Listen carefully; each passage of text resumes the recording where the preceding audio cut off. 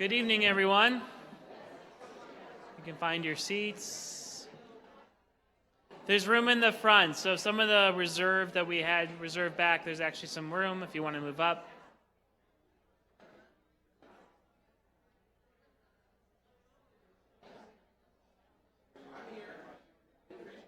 Come on in.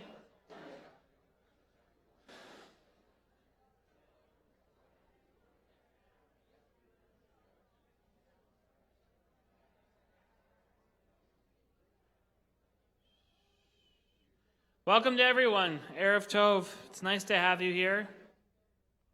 Welcome to our So Healthy Together program. So Healthy Together, as you can see, is our initiative to respond to mental wellness and looking for mental wellness across the entire community. This program is, as just a few moments ago, we had a dinner for our physicians in the community because our doctors have been studying together for quite some time, and we decided that one of the ways that we're addressing mental health is by having our doctors study it and to share their studies with the rest of the congregation. It's my pleasure now to call up Dr. Lee Kagan, who has been one of the founders of Dinner for Docs, co-founders along with myself, Sally Weber, Rabbi Ed Feinstein, and Susan Rubin, to just share a few words of reflection. Come on up.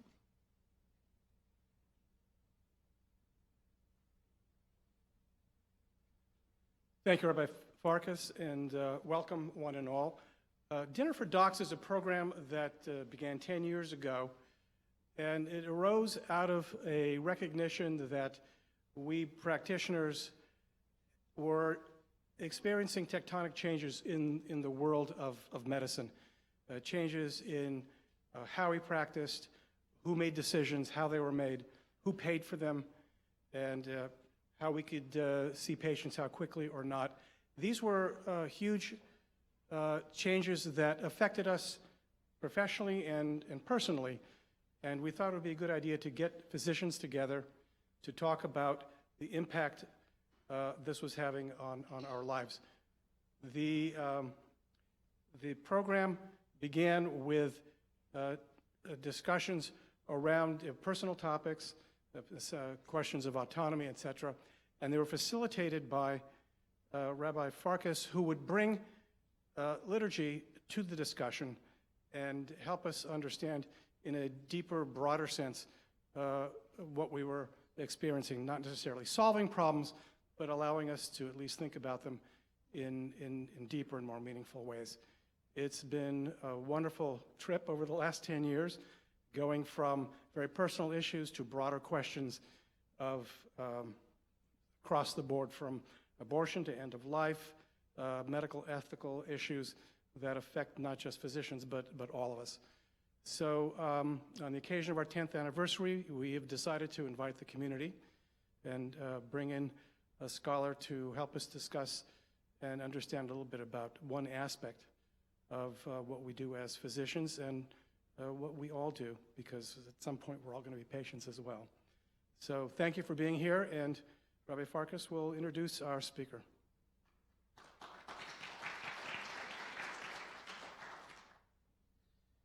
Thank you, Dr. Kagan. It's been an honor studying with these physicians for a decade, and to study everything from medical ethics to doctoring to the patient care, to the science behind some of our best medical innovations. And I have much gratitude to all of the physicians in our community, not the least of which, I have all of your personal contact information so that I know when my elbow hurts, I know who to call.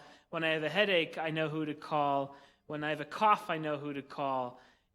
And I just want to say, out of my own gratitude, that having my personal Rolodex of 170 doctors has been a great help to me and my family. So thank you very much for that. For tonight, we are joined by a special guest. He's a dear friend, a scholar, and a researcher. His name is Dr. David Rosmarin. He is the director of the Spirituality and Mental Health Program at the McLean Hospital and assistant professor of psychology in the Department of Psychiatry at Harvard Medical School. He supervises the provision of spiritually integrated services, clinical units throughout the hospital's divisional structure, and collaborates with laboratories to study the clinical relevance of spirituality to anxiety, mood, psychotic substance abuse, and other disorders. Dr. Rosmarin is a clinical innovator whose work in integrating spirituality in cognitive behavioral therapy has won wide acclaim. He is also a prolific researcher, having authored 50 peer-reviewed articles and scientific publications, numerous editorials and book chapters, and over 100 abstracts. Dr. Rosmarin's clinical work and research have received media attention from ABC, NPR, Scientific American, the Boston Globe, Wall Street Journal, the New York Times, and many others. So let's welcome, please, a Valley Beth Shalom welcome to our friend and scholar for the evening, Dr. David Rosmarin.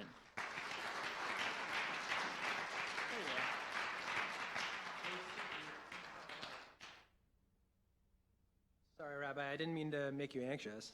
Sneaking up on you over there. Thank you very much for inviting me to visit your community. Since meeting Rabbi Farkas, when was it, last May? A while?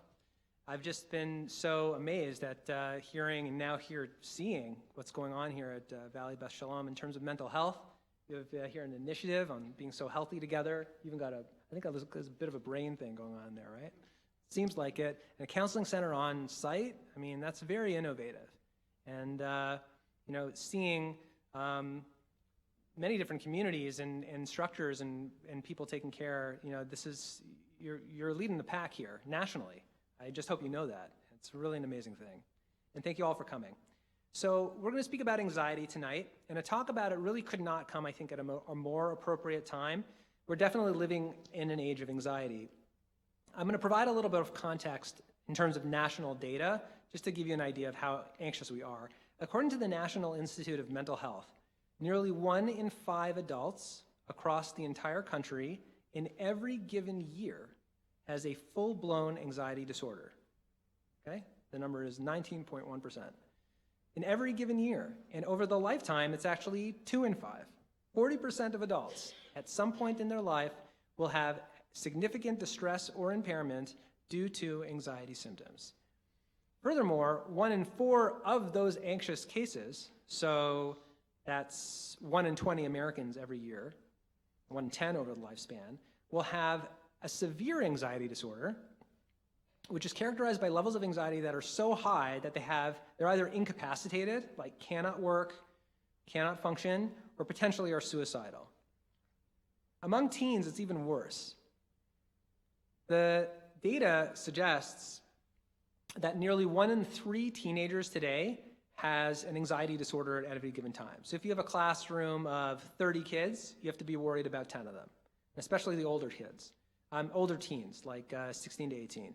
But the bigger concern isn't even prevalence. It's what I mentioned before about severity. It's the 1 in 20, the 1 in 10 even over the lifespan. The substantial volume of data is now suggesting that not only is anxiety increasingly common and prevalent, but the intensity of anxiety, especially for those individuals who really suffer, is very, very severe. How many people here, show of hands, have heard of non-suicidal self-injury, or NSSI? Okay. Well, now you will all know about it because it involves the intentional destruction of bodily tissue for non-culturally sanctioned reasons. I'm not talking about tattoos or piercings, which I guess is a form of destructing body tissue. I'm talking about doing so like cutting, burning, intentional bruising, and the like in order to cope with emotional distress. In October 2018, some of my colleagues at the Harvard Medical School published a landmark study with 65,000 students on 108 campuses.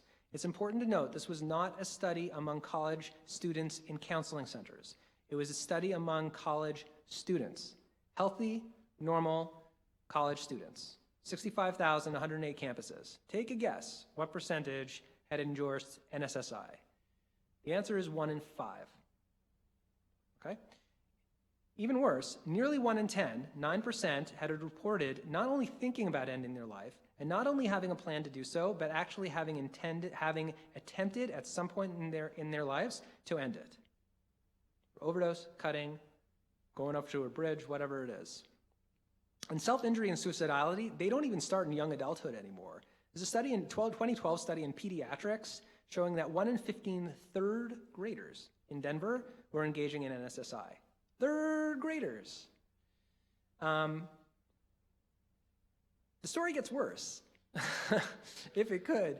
Did you know that suicide is the second leading cause of death for individuals ages 10 to 24? Actually, under the age of 35 in this country, 34. In fact, if you line up all the people every year who die in that age bracket, 34 and younger, from cancer, heart disease, stroke, AIDS, birth defects, pneumonia, influenza, well, hopefully it'll stay in that, and chronic lung disease combined, those 8, you still have fewer people who die from all of those conditions than from suicide every given year. And to quantify that, we're looking at more than 3,000 suicides by high school students alone every day in the United States of America. 3,041 per day.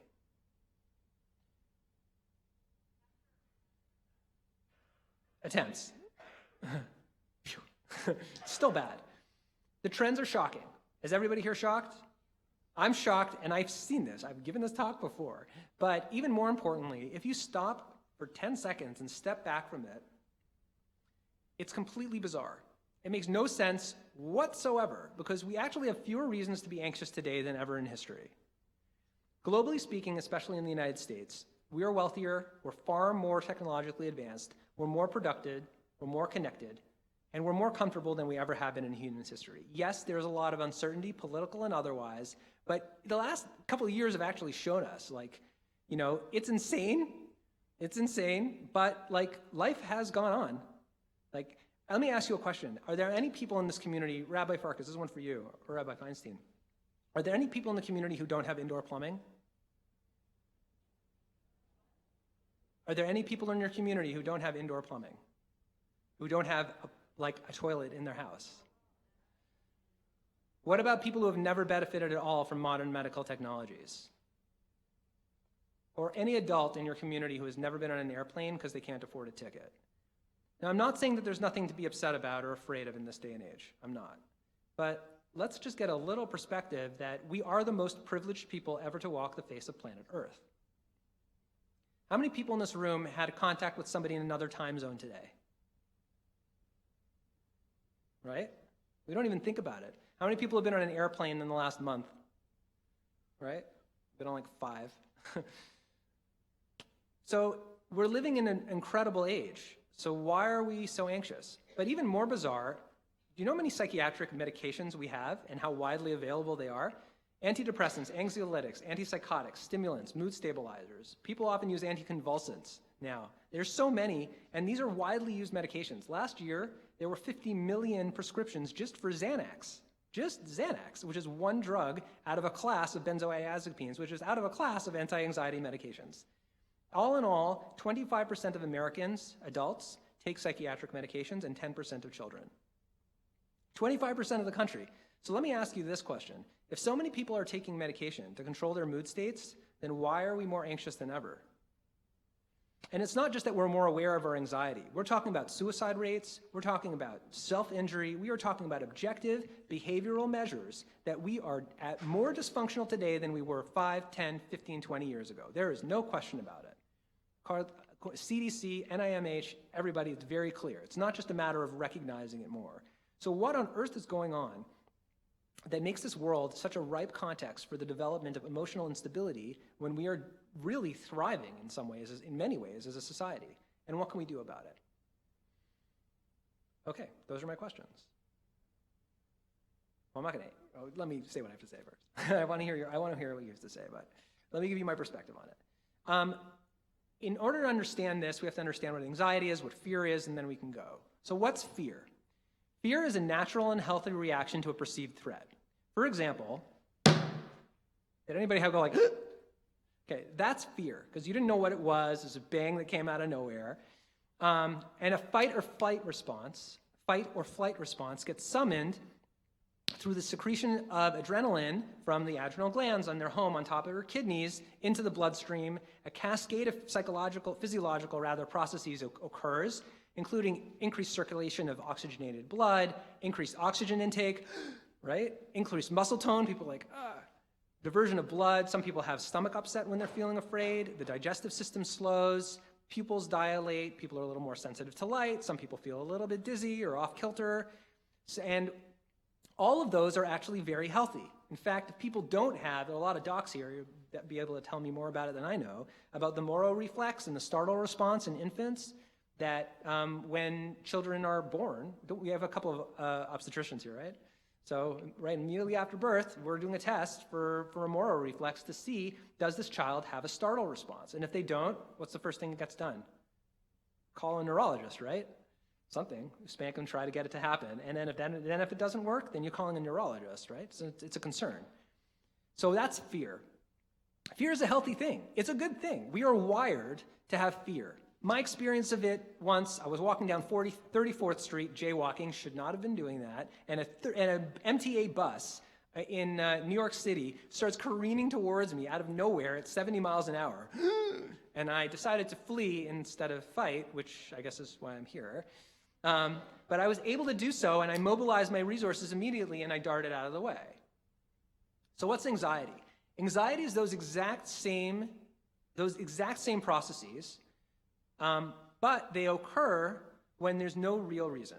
There's no reason to be truly afraid. There's no real threat. What are the concerns that people come to me as an anxiety doc? Heart palpitations, shallow breathing, muscle tension, numbness in their fingers because the blood is trickling in, stomach upset, right? All that stomach stuff. Some people have they feel a little dizzy, feel a little woozy, the light is bothering them. In other words, they're having those same fear responses, but the difference is they don't really need to. That's the only difference. It's a misfire of the fight or flight system, a misfire of the adrenal glands. Just to make it very clear, we're human beings, we're not perfect. You're not always going to have a perfectly calibrated fight or flight system. And just because a person has anxiety doesn't mean that they're broken or something's wrong. It just means it's a little bit hyperactive. And everybody's going to have anxiety at some point. We're all going to have those false positives. But at some point, when those false positives, those false bursts of adrenaline, those false fight or flight triggers, the fear response, which is not really fear because it's anxiety because there's no reason to be anxious, at some point when that causes significant distress or impairment, we call that an anxiety disorder. It's important to note there's no lab test for an anxiety disorder. It's not like measles, mumps, or whatever. There's not even a brain scan. You can't tell from MRI, even fMRI, to verify for sure whether a person's having an anxiety disorder or not. Same for depression and other psychiatric disorders as well, by the way, but that's a longer discussion. But nevertheless, therefore, when a person feels distressed by the amount of anxiety they have, that is a problem. And also, it's less important whether somebody has an anxiety disorder. What is important is the degree to which it's hard for them to function in their daily life because of their anxiety. Okay, so let's go back to our question. Why are the most privileged people on the planet Earth ever, in all of human history, I will add, why are we the most anxious? So I don't know. I really don't know the answer. Sorry. But I'll tell you what I think. I'll tell you my perspective on it. I think that it boils down to the fact that our culture, Western culture as a whole, is completely obsessed with being in control. We have these predictions, right, on these appendages, these little electronic appendages or devices that can predict financial markets, political elections, flu epidemics, professional sports outcomes, weather, and all sorts of things. And we know that those predictions are notoriously wrong. They're notoriously incorrect. But we scrutinize them with bated breath because we cannot tolerate uncertainty. It's an incredible phenomenon that we'd actually we would prefer, as a culture, to predict the future and be 100% dead wrong than to admit that we have no clue what's going to happen next. That's our culture. Why can't we just understand, I don't know what the weather is going to be like today, and I really don't know what's going to happen politically, or in terms of the markets, or in terms of sports teams. I would have put my money on the Red Sox last year, but it happens. And the Pats, come on, give me a break, guys. Losing to the Dolphins, who could have predicted that? But you know what? I'm not in control. No Patriots fans? Fine. Fair enough. We're also very risk averse as a culture. In the 1950s, 22% of this country lived in dire poverty. Dire poverty. Today, the rate is less than 10%. Median income throughout the entire country is $60,000 per year. In California, I imagine it's a whole bunch more. But people helicopter their parents more than, people helicopter parent their children, right? Hovering, making sure everything goes 100% well, from grade school, through adolescence, through early adulthood, sometimes into middle adulthood, just to make sure that people don't have setbacks or failures or experience bruises or bumps or difficulties along the way. Here's another stat for you. Our cultural need for control also comes out in our avoidance of pain. Over-the-counter analgesics, Tylenol, Advil, aspirin, and all of their cousins. Any guesses how much money we spend on it every year? The number I saw was $5.4 billion, okay, for only 350 million people or so. So I said, like, that seems like a lot of money to me. Let me actually check out the gross domestic product of like many sovereign nations, and I found that Fiji, actually the entire gross national product of Fiji is less than that which we spend in this country on Tylenol, Advil, and aspirin. That's insane. Why are we so pain averse? It comes down to control. Whenever we feel a little pain, discomfort, like we're off kilter, we have to put it out. We have to put out the storm. We have to make sure that everything's going to go okay. We have to make sure that the kids get into college. Because what if they don't? Like, it's just not going to be okay. Or maybe it will be. We're allergic. Also, the reason why this is important for anxiety is because we are so allergic, not only to a lack of control out there, but especially to a lack of control in here. We are allergic to having intense emotions, especially anxiety and sadness. There is something called normal mood fluctuations. Who here has had a good day, ever? Okay, who here has had a bad day, ever? Yay, who here, come on, some of you aren't raising your hands. You've never had a bad day? Well, you live in California, but who here has felt tense and anxious sometimes, and calm and relaxed at other times? Well, guess what? You're a human being, but our culture doesn't like that variability because you can't really predict it. We medicalize these normal mood states. The first reaction when we have an uncomfortable feeling is to call it a chemical or a biological problem and then to go and get some Xanax. And ironically, it's that reaction to the moods which makes it worse, because when you can't accept how you feel, what happens to your emotions? They get more intense, because now not only are you anxious, but you're anxious about the fact that you're anxious. That's what drives people to very severe levels of anxiety. 25% of Americans on psychiatric medication, that's not just an indication of some people struggling. And by the way, there definitely is a place for medication. I'm not anti-pharm, not at all. There definitely is a time and a place. But at 25% of American adults and 10% of kids, that's an indication that our culture, we're actually allergic to having normal fluctuations in our mood. There's also socially we judge people. I think it happens probably less at Valley Beth Shalom than other places. But in Washington, D.C., they call the depression the no casserole disease. No casserole, like a lasagna kind of thing. And the reason why is because when people get, God forbid, cancer or they have a surgery, everybody brings over a lasagna. But what happens when people get depressed? There's no casserole. And the reason why, I think, from a social psychology perspective, is that when we see people struggling with their emotions, it reminds us that we too aren't in control of ours, so we need to keep that distance because it's just too raw. It's just like it could be me. You said before, all doctors will be patients at some point. I think that's it's even more true when it comes to mental health, because everybody is on a spectrum, and at some points we get more, some points we get less, and the question is, how much support do we need? So if we shun people, it just makes it worse. And if we shun ourselves for feeling a certain way, that's really a problem. Okay, so if I'm right, how can we thrive? How can we live in this age of anxiety? Well, if the root of anxiety is control, then the solution is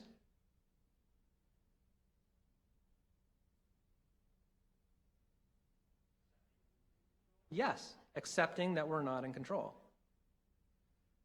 Give up control. That's what it's about. Anxiety gets worse when we fight it, a lot worse when we fight it, and it gets better when we accept it. It's really that simple. That is the path. And there's good behavioral data to suggest that that's the case.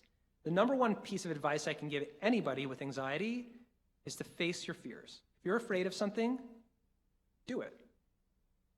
And do it again. And do it more. I used to be afraid of speaking in public. Yep, I was. Just did it and did it and did it again.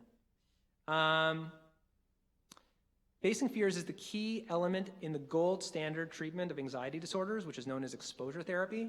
How many people here have heard of exposure therapy? Couple? Okay, good. And that's a variant of CBT, or cognitive behavioral therapy, which involves helping people to overcome their fears by systematically confronting what makes them anxious over and over and over again until the anxiety goes away. And it works. When we stare our fears down, we accept that we're not in control, not of the outside world and not even of what's inside here. And we accept uncertainty. We accept pain, because it is painful and it is uncomfortable. And it's great. I'll give you some examples of the things that we do. There were many years ago, actually it was a rabbi friend of mine, not Rabbi Farkas, another rabbi friend, who called me up and he said, I got to confide in you something, doctor. I have a fear of heights. So I said, okay, well, people tell me about their fears all the time. Tell me about your fear of heights. I'm so afraid, I feel nervous, I feel, anxious, and then I feel bad, like I'm a rabbi, like shouldn't I just believe? Like this is just not working for me. So I said, well, let's get you out of your fear of heights. I want you to go up to the highest point you can possibly think of, somewhere with a straight view, all the way down, hundreds of feet. I want you to peer over the edge, and I want you to let your anxiety happen as intensely as you possibly can. And he said, but what if I have a panic attack? I said, great, then you'll have a panic attack. And I said, if you're going to panic, just let go. Just let go of your symptoms. Let go of the bridge. Like, don't let go of the bridge. Stand on this side of the barrier, not the other side of the barrier. But lean over and lean into your panic and let it just wash over you until it goes away. It'll either be 5 minutes or 10 minutes or maybe 20. If it's more than 90, call me. But unlikely. And just let your anxiety wash over you. And he looked at me in the face and he said, you are insane. And there's no way I'm going to do that. I said, okay, well, I guess you'll have your fear of heights until you do. A year later, I got an email from him with a big picture of like a grin, but like it was kind of like a post-anxious grin. And he said he had just come back from a trip from San Francisco. And he took the opportunity to traverse the Golden Gate Bridge on foot, looking at the side rail, trying not to get run over by bicyclists the entire time. And he said he was shaking. He thought he was going to vomit. He thought he was going to lose control of his bladder. He was completely panicked. He said he had never experienced such intense, uncomfortable, painful anxiety in his whole life, but he managed to walk foot after foot the entire bridge, and at the end, he had this wonderful sense of calm because, well, he was off the bridge. I'm kidding. Because he had conquered his anxiety. He stood up to his anxiety and he said, I'm just going to accept it. I'm going to let go. In another more complicated case, I saw a woman with obsessive-compulsive disorder. This actually was a Jewish woman. And she had such significant obsessive-compulsive disorder that she literally had not gone to the supermarket in 2.5 years. Okay? Very debilitated. She had these unrelenting obsessions that she might have an aneurysm and die, which would not be good, understandably. And she wouldn't go to the supermarket because the last time she was there, she felt some like buzzing in her head and she was feeling so anxious and she just ran away from there. And she said to herself, anytime I feel that anxious, that might cause me to have an aneurysm and then I will die. So she had been to neurologists, they had done MRI scans, there was no structural abnormalities. Functionally, she's totally fine, everything's okay. We are not really at risk for a aneurysm here, but she couldn't get this little thought out of her head that maybe it's an aneurysm. It was really obsessive. Didn't make sense. She knew it didn't make sense, and it kept coming back to her, and she was avoiding. She was also engaging in tons of compulsions, washing her hands, making sure she was scrupulously clean when she went to bed, where she went to bed. She had all these ways of protecting herself physically. In fact, we mapped it out, and it took 3 8.5 by 11 pages, single-spaced, just to map out all of her different obsessions and compulsions. She had 70 or 80 areas those were only the ones that she had on a weekly basis. very severe case. And I pushed her so hard in treatment. I've never pushed anyone as hard as I pushed her. I saw she had like a lot of potential. And I said, if you work with me, you're going to hate me. You're going to wish I was dead. You're going to wish you never came and we never met. This is going to be excruciating for you. But if you stand up to it, you're going to be a different person. And every single day that I saw her, I encouraged her to face every one of her fears head on. No relaxation techniques, no avoidances, no messing around. She embraced the possibility of her imminent death every single day. She would like go to the supermarket and like bang her head against the wall, like maybe something will, you know. We read stories about people having aneurysms. It was really scary. It was even scary for me. And the process took probably a year and a half. And in the end, she came out, not only is she OCD free, she's a rock of a person. I'll tell you a crazy subsequent story to her. She got married, mother of two beautiful little kids. One of them, when they were born, actually had a brain abnormality. And it was her worst fear, and it like came true. So she called me up and she said, this is what's happening. I'm like, why are you so calm? She's like, after going through that treatment, nothing phases me. So went surgeries, taken care of, the kid's totally fine. And she really passed the test. And she was able to do so because she stood up to her fears. So that was her. Let me ask you, when people have chronic worry, when they're really worried about things, what do you think we have them do? We have them worry more, exactly. We have them write out for 3 to 5 minutes, 3 to 5 minute script of all the really terrible things that they're afraid of. Not just the what if, but like really, like what would it look like? I've had people write out their eulogies, like what would it look like if, God forbid. Sometimes we'll encourage them to have recordings of them speaking out their fears, having them listen to them. And the more out of control and intense they feel at the time, the greater benefit they're going to feel, because they're just letting go. They're just like, okay, I'm not in control. That's what it is. I give up. I surrender. What about for people with panic disorder? What do you think we do? Oh man, we have so many ways to help people panic. So we have these little straws in my office. I actually have some in my bag if anyone wants to try it after the lecture.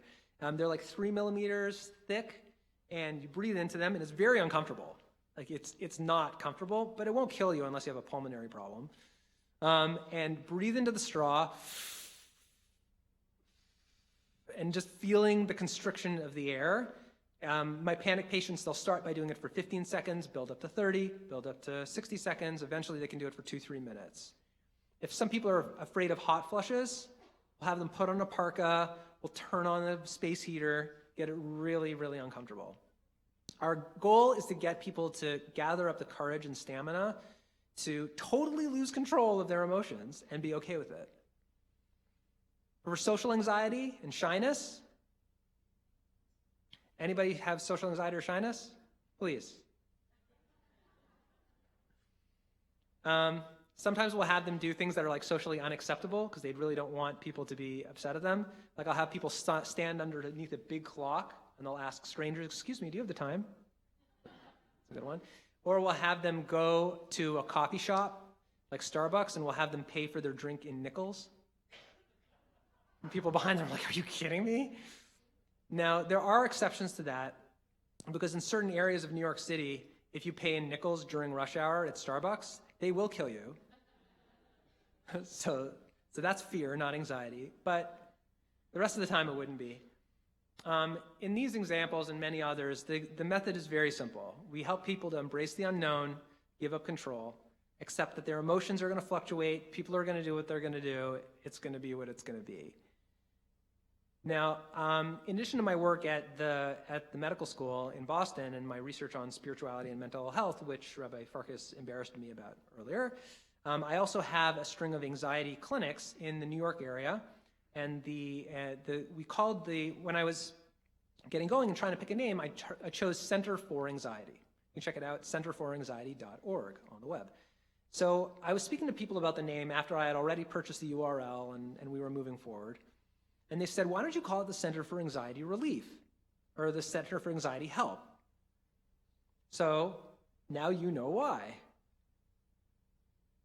Get it? Because if you come to my program, you're going to get anxiety. But that is the pathway. Because if people accept their anxiety and they understand it and they're okay with it, then they move on. And the method is extremely effective. In our data alone, which mirrors what's being done, by the way, this is not my method. It's called exposure therapy. It's been done for 30, 40 years, for sure. I mean, even longer than that. There's good international data on this.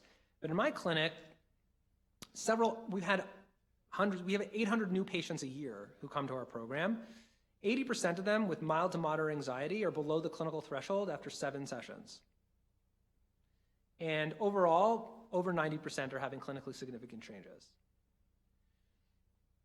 Okay, so I'm going to conclude, and then we're going to have a chat. Awesome. So if you look at what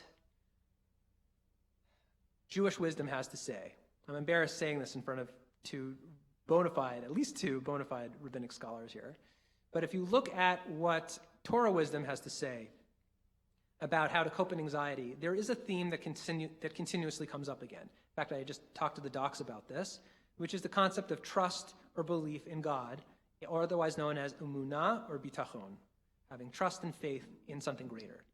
And I don't think it's an accident that clinical science points to the importance of giving up control. Because that, to me anyway, is part and parcel of having faith in something greater. I think it was it Bob Dylan who said you gotta believe in somebody? Was it? You guys somebody must be from the music industry here, right? It's like California. But either you believe that you're in control, or there's something, or you're not in control. And recognizing that we're not, at least, is a step towards understanding that there's something greater. The reality is that we don't know what's going to happen next. I said this before in the earlier talk. I'm supposed to go back to Boston tomorrow. I have a 6 a.m. flight, and I hope it'll go okay. I hope I don't, catch a coronavirus or whatever on the plane. I hope not. God forbid. But the reality is that I don't know. But I don't need to know. I don't need to know what's going to happen next. I don't need to be right all the time. I don't need to even be calm all the time. What I need is to accept that life is what it is. And I don't think it's just a psychological message. I think it's actually a spiritual message, one that's lacking in our society and in many ways is the reason why we are suffering so much. So therefore, if we want to thrive in the age of anxiety, there's one solution, which is to let go. Thank you very much.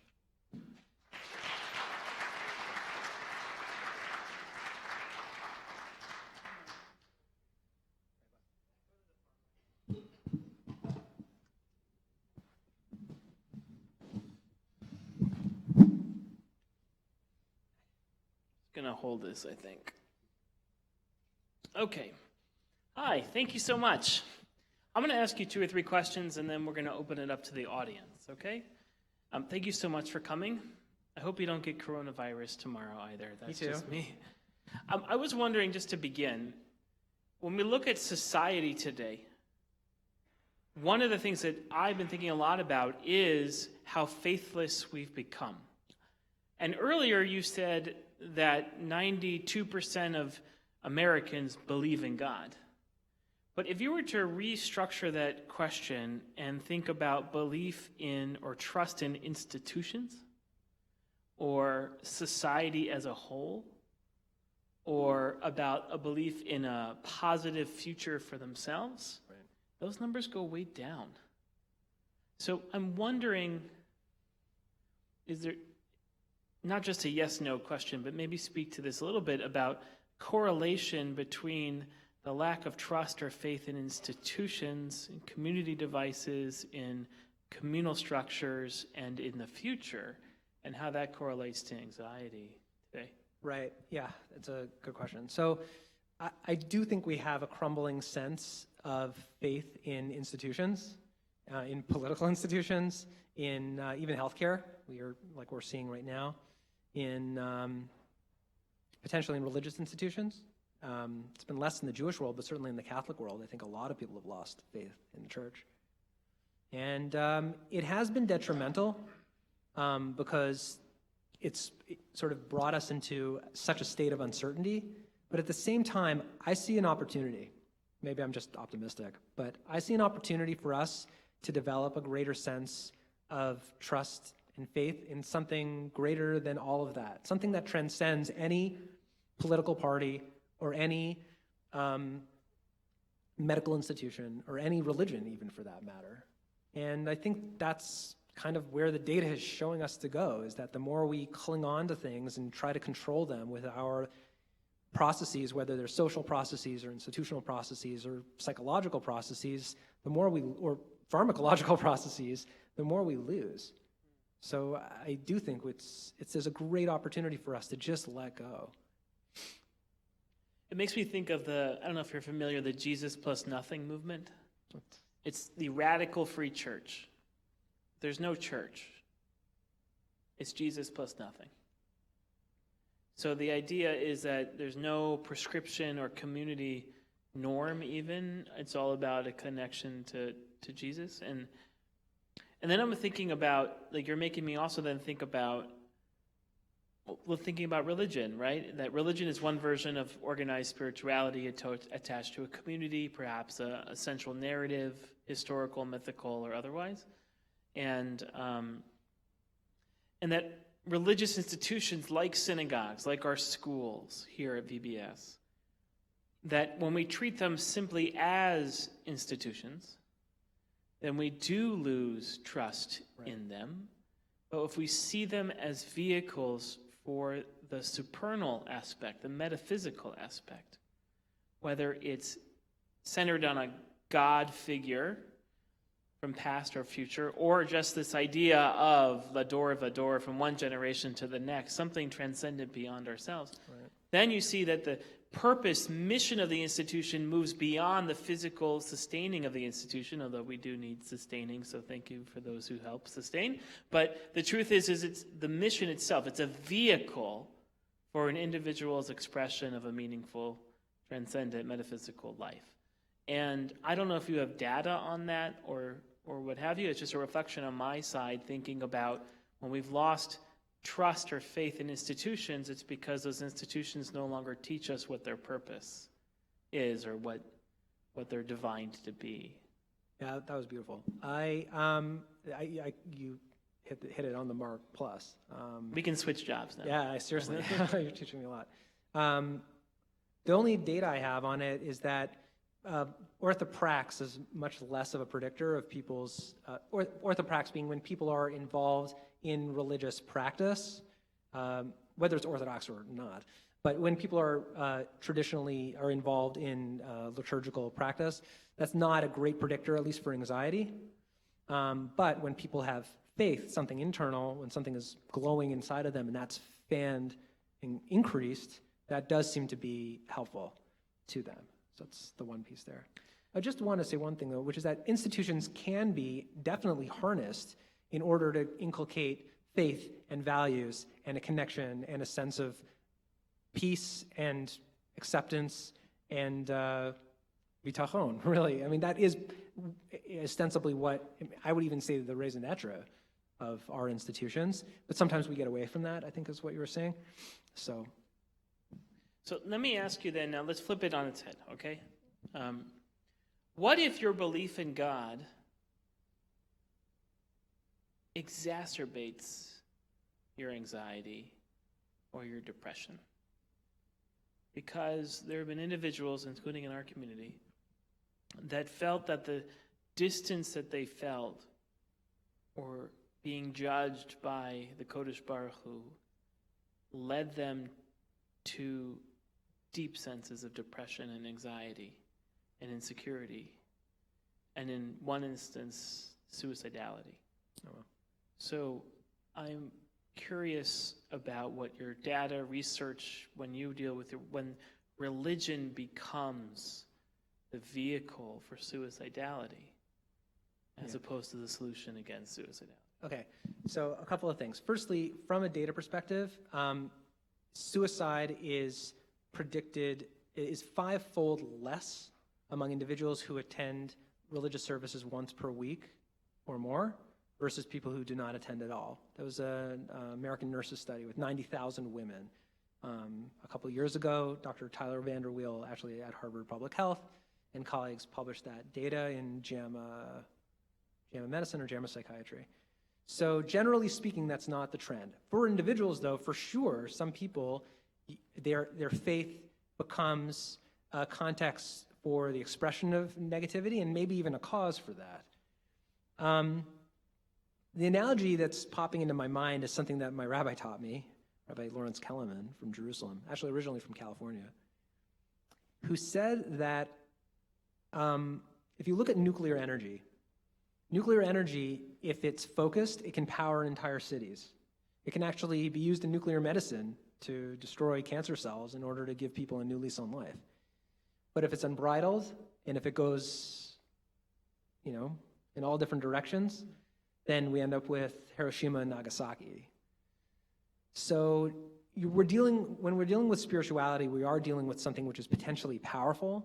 And if it's focused and if it's used in a positive way, which by and large it tends to be, at least in the United States, then it can be very beneficial. But you're right, in some cases, we do have to be careful.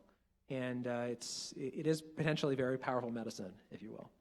And do you feel like there are good tools to ensure, or at least try to ensure, because I can't guarantee anything, that kind of power, if you will, is focused in a way for positivity, and when you see someone who's in that space, you can turn them? I know of a great tool, and I'm sitting right next to him. A rabbi? Yes. Yeah.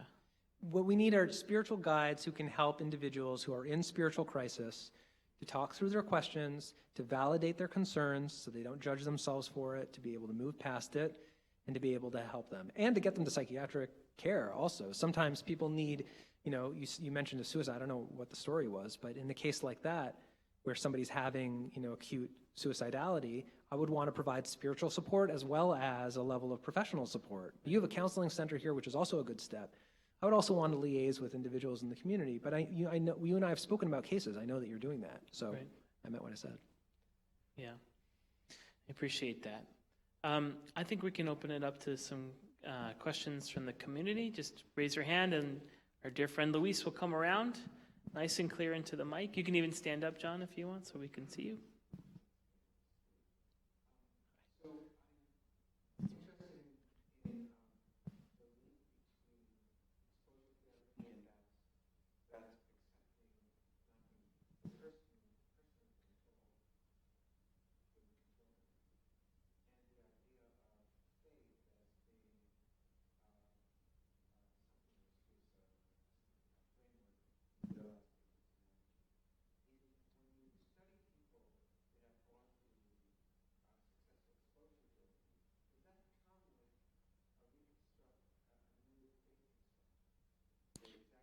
Good question. Yeah, it's a great question. Does the engagement in exposure therapy, lead to spiritual change? It's an empirical question. It's a scientific question. I don't know of any studies that have been done specifically looking at exposure therapy, but we do see positive spiritual changes occurring when people go through secular treatments that have nothing to do with spirituality. And we often do see a spiritual lift, for such individuals. It would be really interesting to look at whether faith in particular increases after exposure therapy. So thanks for the study idea. If I publish it, then I'll let you know. Yes, Jerry. You have a better view of the group than I do here at the side, but I think, relatively speaking, there are very few people here who are all between 3rd grade and 36. Fair enough. So I'm interested in my age cohort, which are seniors. And I'm wondering, because I know 2 diametrically opposite patterns. Some people, as seniors, seem to develop more anxiety and express it than they ever had before, perhaps when they were in careers or working, whatever. Others go exactly the opposite. And quoting my mother when I once chastised her for crossing a big street, walking very slowly, and driving the cars crazy, and her response was, "I'm 87. What's the worst they could do to me?" So she gave up anxiety, and that's great. But I also know that's not common. Right. And most seniors, it just seems to multiply because we don't trust, just as we don't trust ourselves physically to do what we used to do, we don't trust ourselves mentally to do what we used to do. Yeah, it's a good point about demographics. I don't think exposure therapy would be any less effective for individuals who are older versus younger. The data doesn't, to my knowledge, point in that direction. But the question is, what are people afraid of? And how can they actually go there in their minds? It might be, one thing about developmentally that I've seen is that individuals who are older tend to become more intense for whatever they had when they were younger, right? So people who are more calm when they were younger will become more calm. People who are more intense or more anxious might become more anxious unless it's dealt with along the way. That doesn't mean it can't be dealt with later. It might be harder to do so because it gets more, so just one perspective. Okay. Avi. I think you say that anxiety is fearing of something which is not exactly there. Correct. So what's the difference between anxiety and paranoia? Yeah, paranoia is anxious, but paranoia is really disconnected completely from reality. It's disconnected from reality, which even could be. If I'm paranoid that the FBI is bugging my house, that's not even like in the realm of reality. If I'm worried about what might happen to me on the flight tomorrow, well, that's possible. It's just not likely. So there's a difference of sort of degree of separation from reality. Paranoia is beyond the pale of what's reasonable. What's actually reasonable? How do you define that? Okay, that's a discussion. Fine. But we're talking about, it's further afield. Obsessionality, by the way, is somewhere between paranoia and anxiety, by the way, where somebody's, like the person who's afraid of the aneurysm. Is that psychotic? Like, it's not, because she recognized that she had the thought and she was, this doesn't make sense, but it keeps coming back to me. So degree of insight is also another moderator there. I don't know if I'm getting too clinical, but these are related constructs. I have a question. Do we have any metrics comparing anxiety, let's say 50, 70 years ago versus present time? Great question. And if we don't, then can we ascribe some of the increased belief that it is so based upon a number of factors besides the lack of control, such as electronic age and being tweeted in chief and causing anxiety amongst a certain political group, Right. or to break up the family, having no centric family around you and growing up surrounded by loved ones, and all of a sudden, in our generation, having our family dispersed in different parts of the country, if not the world. Could it be the instability of having a job? In the old days, we used to work at a job for 40, 50 years, and we had security there. Now people are changing jobs very frequently. Please address these. All points very well taken, and I'll address each one. Point number one, is there a difference between how anxious we are today versus previously? There is no question, and I'll tell you how we know. Objective behavioral data that we are seeing more self-injury and we are seeing more suicidality. Suicide is the second leading cause of death, as I cited, under age 35. That is not just people being more aware of their anxiety today than they used to be. It's really objectively more intense. You mentioned three factors. 7.2, I guess. You mentioned three factors. You mentioned the electronic age, you mentioned the decline of the family, and you mentioned, actually four, you mentioned politics, and you mentioned people not staying in their jobs.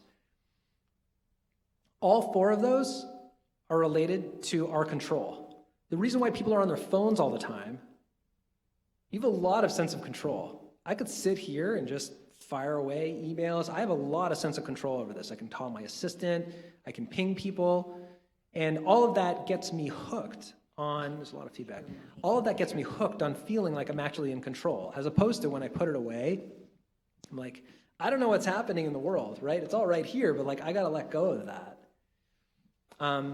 So the electronic age is actually increasing our sense of control. Same thing with the jobs. Why are people quitting their jobs as opposed to just sticking it out? They want to have a sense of control, but it actually gives us less control over the long term. So in the families, it's often the same thing. You know, we have dynamics that are changing in families. The divorce rate, I think, is what you're referring to, being through the roof, often because people need a sense that they have to control certain things. I'm not saying that's the only reason, but that's all an artifact of it. And with regards to politics, I'll just say this, I kind of implied it before. We don't have control over it. Would anybody have predicted it? Nobody. And we don't have control over it, not even here in California, sorry. That's the reality. So we can either accept that, or we can, you know, try to storm the Bastille and get shot down. Like, that is the choice at this point. It's not necessarily a popular thing to say, but that's the reality. Is anxiety a first world problem? Good question. Can you speak a little bit about mental health in the third world? And is some of your data and ideas applicable elsewhere, and you may not have data on that? And if there is a difference, or if you think there's a difference, why? Yeah, the problem with the answer to that is that when you study in the third world, then you have more science, you have more intervention, which will potentially increase the problem right away. And there's less data on that. But definitely the degree, like if you look at suicide rates, that's much more of a first world problem. There's no question about that. Self-injury, it's through the roof. I think because of the control factor. In the third world, you don't have control. People know, like, you know, they might not have lunch or dinner for a month, and they kind of get used to that. Americans, we don't have usually external problems, so it's kind of, our attention has to be here. That's another way of putting it. What would you do, or what can you say to someone, you're in a relationship with them, and they're having an anxiety reaction for no real reason? And is there something you can say to bring them into awareness that this is not real? What you have a Yeah. How do you handle somebody? How do you speak to somebody with anxiety? I've done that before. The first thing to say is that it makes sense that you're feeling anxious, and it's normal to feel anxious, and everybody feels anxious sometimes. And don't fight it. Let's be anxious together. I'll be anxious with you. The way you asked your question is, how do I get them to calm down? That's a control question. Like, no, I'm not going to get you to calm down. We're going to just like let it go, and that's going to be okay. And I will be with you here until the end. By the way, I'm not cruel as an exposure therapist. Maybe a little sadistic, but not cruel. It's not, I do it with a lot of love, a lot of support. I'm very positive with patients. Like, we're going to overcome this. It's going to be okay. You know, I'm calm and I'm validating, usually. And that's, the truth is, patients wouldn't expose themselves to their worst fears in front of me unless they trusted me, right? So I have to be nice. But all of that, validating, helping them to move forward.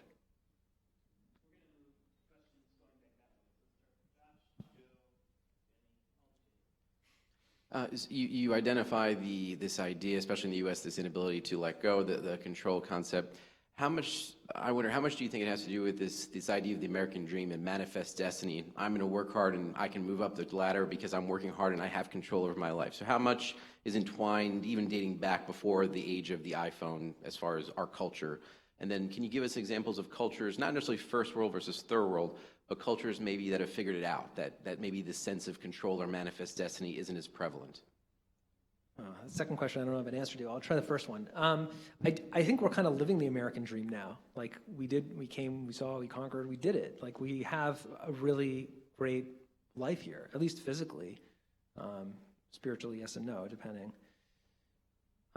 So in many ways, I think you're probably right. Like, it did, the origins historically, I never really thought about it that way, but I think the origins really did come before that. The question is, now what? You know, now what do we do? I think there are new challenges we could take on, but people are very afraid to do so because they don't want to fail. Second question, I really don't know. I wish I did. I'm sorry because it's difficult for me to articulate my question.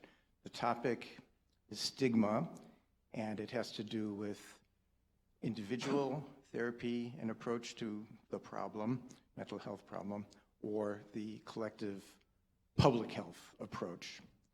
So the stigma involved is now going to be an individual who's very depressed, endogenous depressed, contemplating suicide, and not seeking help because of the fear of stigma.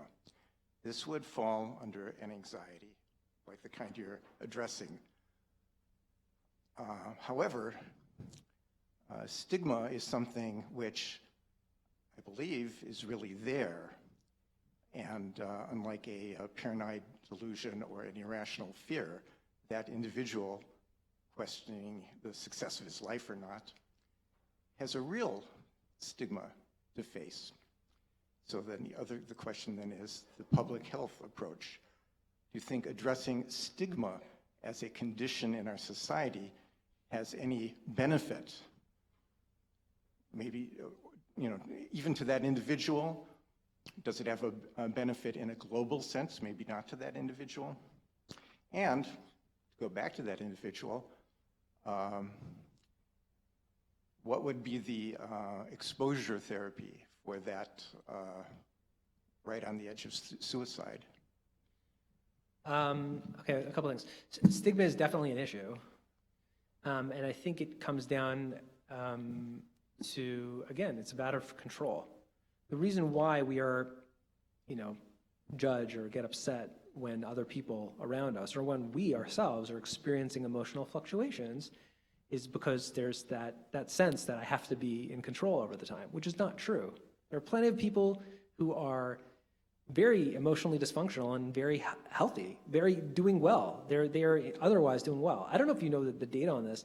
1% of Americans have a psychotic disorder. That's hallucinations or delusions, right? They're able to function day to day. Most people with psychosis are able to function day to day. Yes, a number of them cannot. People with panic disorder are able to drive. Who here has a driver's license? You're all in California. Everyone raise your hands, right? When you went to get your driver's license, did they ask you if you have corrective lenses? Did they ask you if you have panic attacks? Why not?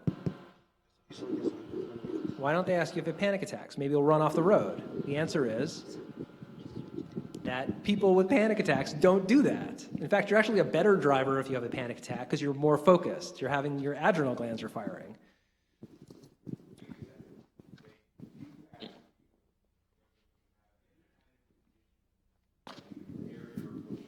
And panic attacks is not one of them. I've been on the road with a panicker, somebody who's literally panicking. They were driving in lane 4 at 60, 70 miles an hour, started to panic. They're like, I have to get off. I'm like, no, you don't. I have to get off. No, you don't. You're going to be fine. Signal turned into the third lane. Checked. Signal turned into the second lane. Signal checked and went to the first lane and then went off. So I'm like, are you kidding? We see we just don't have control. Able to totally navigate through traffic, 100%. I'm like, you couldn't have just driven straight? It was a great teaching moment.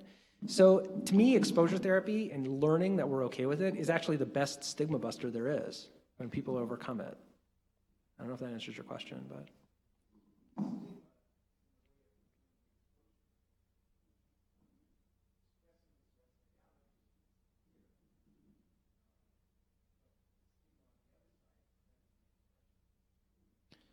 Maybe chat with me after, because I'm not sure I. Okay. Jenny, you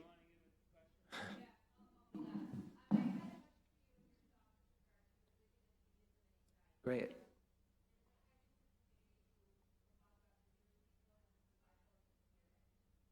Thank you.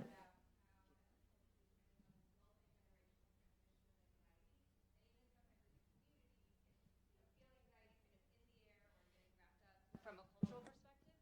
And I'm just curious, your thoughts that, faith and Judaism can be a protective factor, but do you also see it as a risk factor? And what would your thoughts be on how to talk about that?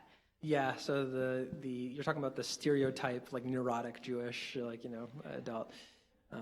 I get it. The data that I've seen does not suggest that Jews are any more anxious than non-Jews, believe it or not. So I think it's probably more of a stereotype than anything else. I don't know. I do think that maybe just culturally speaking, it's probably more a matter of culture than a matter of religion. Like, Jewish individuals tend to be pretty industrious, have pretty high standards when it comes to things like education, when it comes to things like salary, when it comes to things like, success in the world.